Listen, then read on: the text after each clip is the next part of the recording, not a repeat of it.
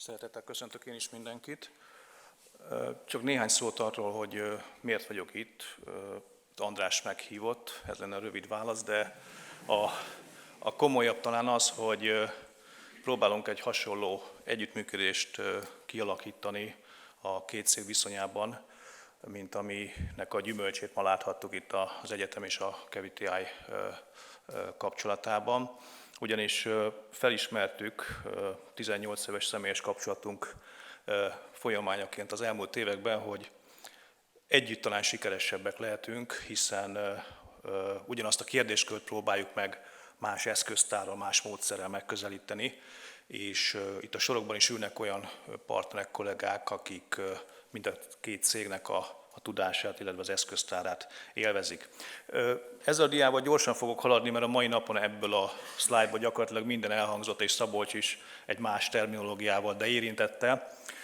Amit mi érzékelünk és látunk, és azt gondolom, hogy itt a Covid utáni években erre különösen figyelnünk kell, és ez ma is szóba került, azt érzékeljük, és talán ezen a piaci vagy ipari szegmensen még jobban szembe jön ez a jelenség, hogy a piac szereplői, akik együttesen tudják garantálni vagy létrehozni a terméknek a jóságát, azok egy kicsit elhatárolódtak egymástól. Ez a Covid előtt is így volt, de talán ez még hangsúlyosabb lett azáltal, hogy itt a szociális kapcsolatok egy kicsit leépültek mesterségesen itt ebben a Covid időszakban.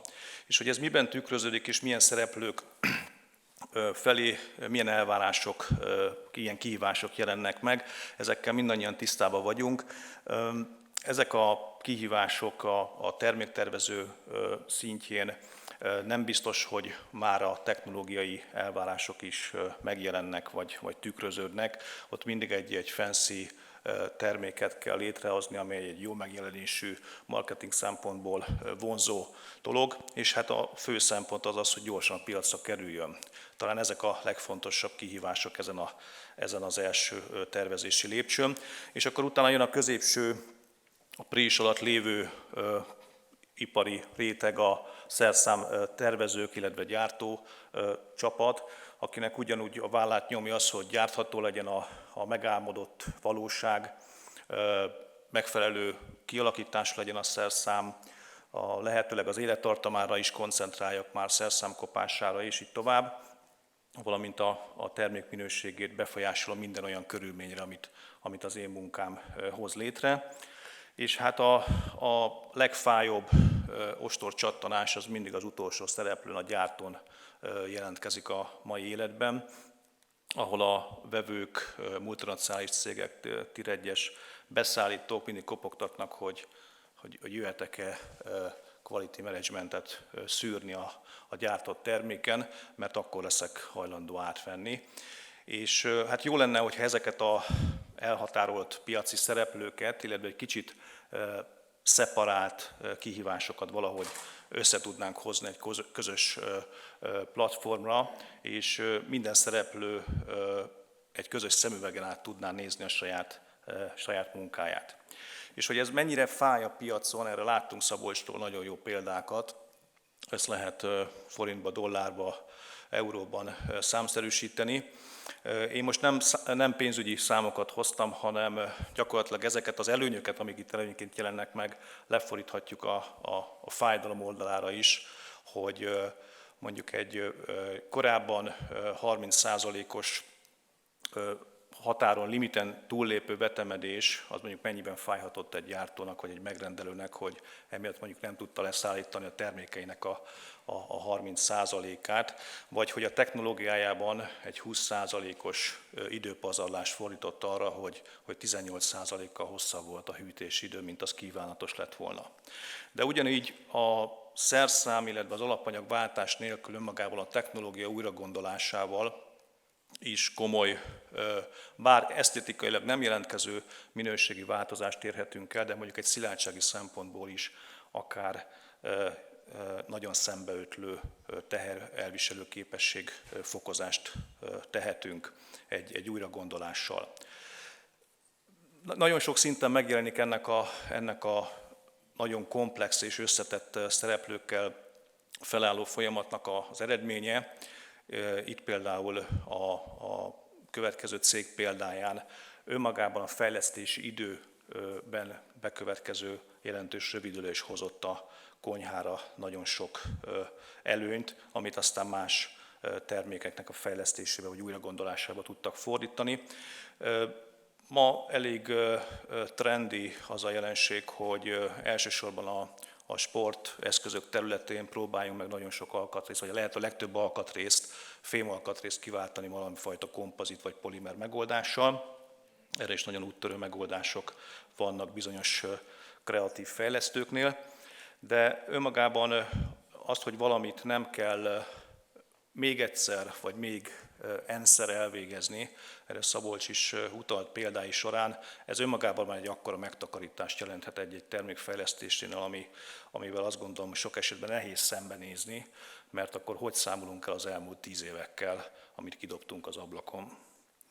És hogy mi erre a megoldásunk, mert ez lett volna a probléma felvetés. A jó hírem az az, hogy ennél a módszerrel, amit itt próbálok majd itt vázolni vagy közvetíteni, még a szerszámra sincs szükség, sőt, még a termék prototípusára sem, ez lenne az ideális, hanem ezek az eszközök, termékek, megálmodott termékek, ezek álljanak rendelkezésre egy virtuális környezetben, tehát magyarul terv szintjén, és próbáljuk meg ezeket a tervezési, fejlesztési folyamatokat a virtuális környezetben néhány iterációban elvégezni, a technológiai optimalizálással bezárólag. És amikor ezzel készen vagyunk, akkor tudunk felkészülni leginkább arra a fejlesztésnek az első szakaszában, hogy a szembejövő problémákra a legköltséghatékonyabb módon megoldást keressünk. Tehát itt még nincs kész termék, nincs kész szerszám, nincsenek véglegesített dizájntervek, de már a technológiával foglalkozunk, már a technológia optimalizálásával foglalkozunk, és még jó esetben az alapanyagválasztás szabadsága is rendelkezésünkre áll. Ekkor van a legtöbb esélyünk arra, hogy utána a vevővel majd az átvételkor a szemkontaktust bátran föl tudjuk venni.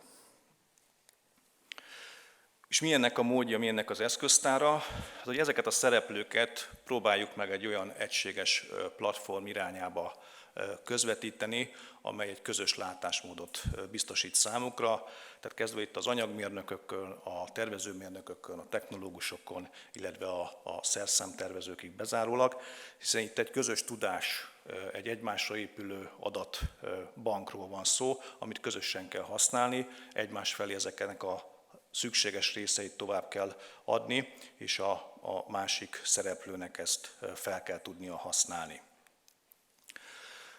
Gyakorlatilag a megoldás remélem már az előző dián kimutatásra került, vagy felismerték, hogy ez a szimuláció lenne, de nem a szó nemes értelmében, tehát hogy a virtuális környezetben történő valóságnak a modellezése, de hogy mi kell ehhez, meg mit is biztosít ez.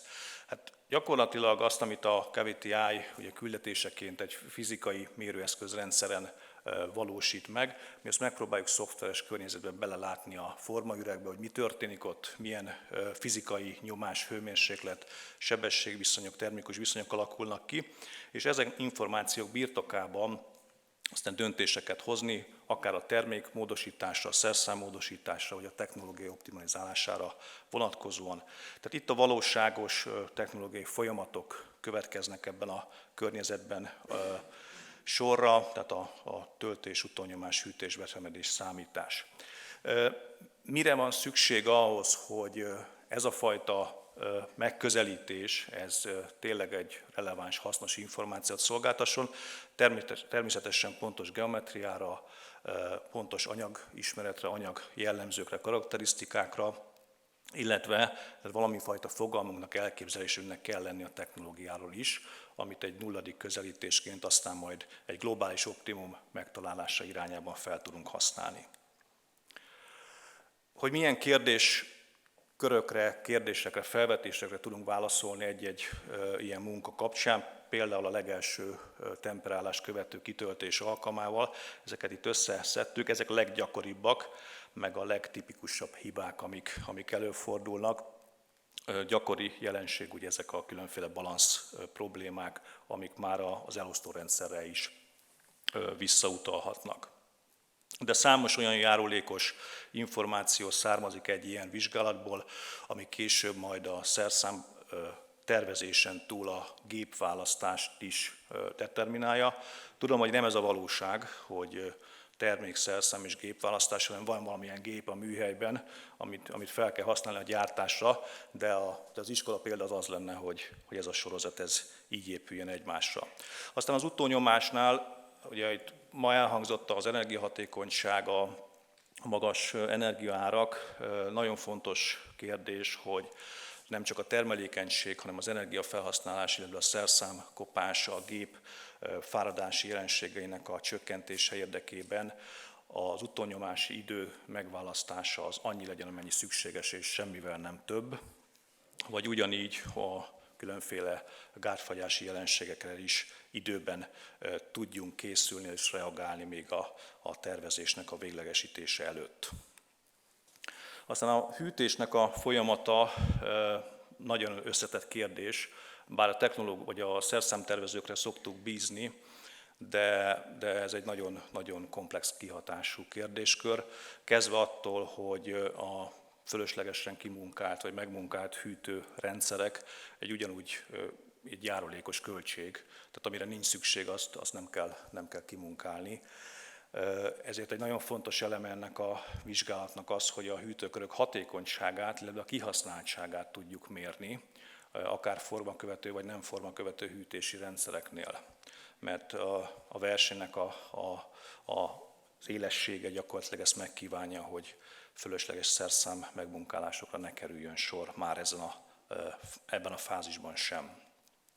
És hát a termék minőség, vagy az átvétel, vagy reklamáció szempontjából mindig egy kardinális kérdés a vetemedés, illetve különféle alaksajátossági, síklapossági kérdések, aminek az információit virtuális körülmények között le tudjuk tapogatni a rendszerből. Hova tovább a száltöltéses anyagoknak a szál által előnyként beépített tulajdonságait is meg tudjuk jeleníteni, akár kedvező vagy akár kedvezőtlen irányba befolyásolják például a deformáció alakulását.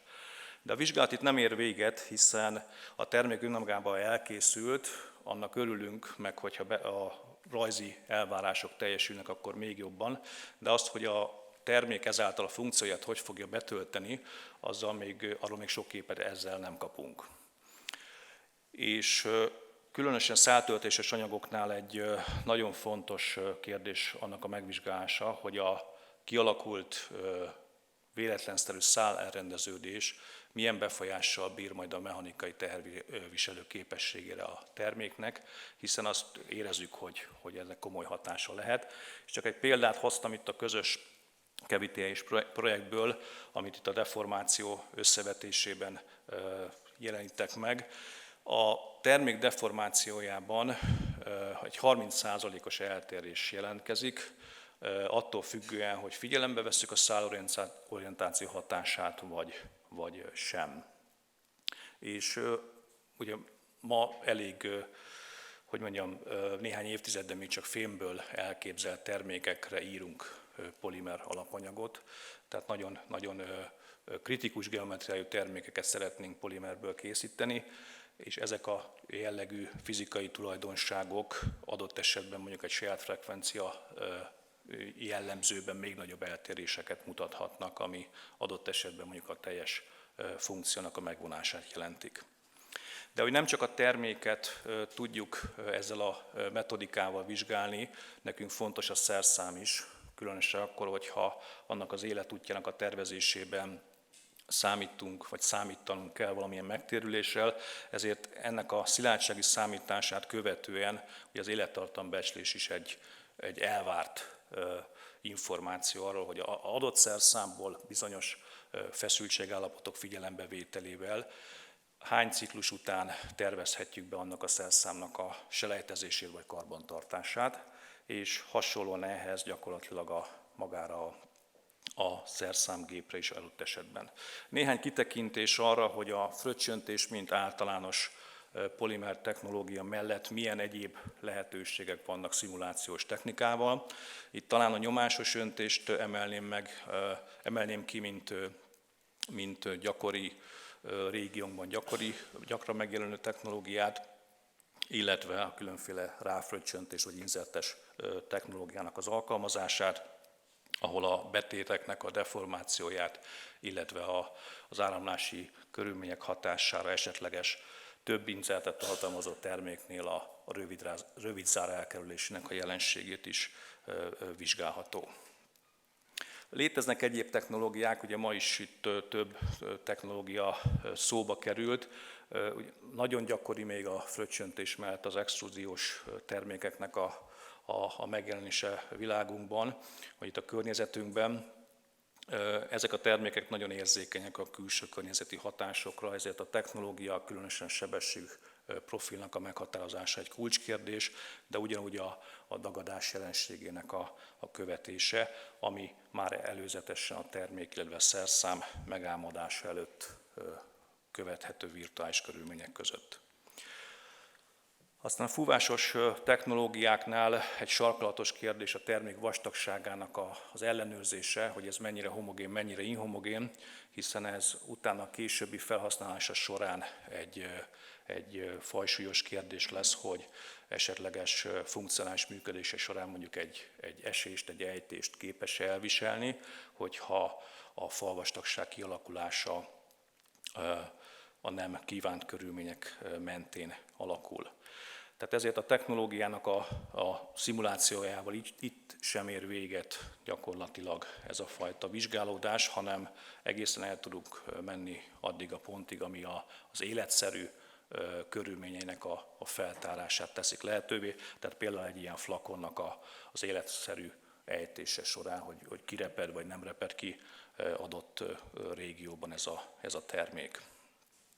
És még zárásként egy technológiát, amely azt gondoljuk, hogy elég gyakori ebben a kelet-közép-európai régióban, ugye a termoformázás, ami szintén egy technológiai optimalizációs eljárásnak a kidolgozását, illetve adott esetben a termék minőségének a technológiai oldali biztosítását tudjuk ezzel a vizsgálódással növelni.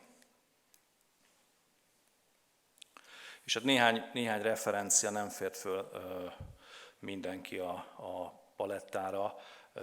Láthatók nagyok, közepes, meg kis cégek, illetve hát a magyarországi műszaki felsőoktatásból is gyakorlatilag az egyetemek nagy részét felsorolhattuk volna, de nem tettük, mert még mindenkivel nincs olyan szintű szoros gyakorlati szakmai kapcsolat, mint ami mondjuk a Műegyetemmel vagy a Debreceni Egyetemmel már megvan. Én ezzel a rövid kis ízelítővel szerettem volna itt a figyelmet felkelteni abba az irányba, hogy a fizikai mérés alapú megoldásokat milyen módszerekkel, milyen eszközökkel tudjuk adott esetben kielégíteni, vagy kisegíteni, kiegészíteni a termékminőség növelése céljából. És hát ezzel a 20 nap múlva esedékes nyári napfordulós képpel szeretném megköszönni a figyelmet, meg további jó diskurzust kívánni, hogy látszik az alagút végén a fény, a lehetőség, csak éljünk vele. Köszönöm szépen a figyelmet. Dr. Molnár Lászlót hallották.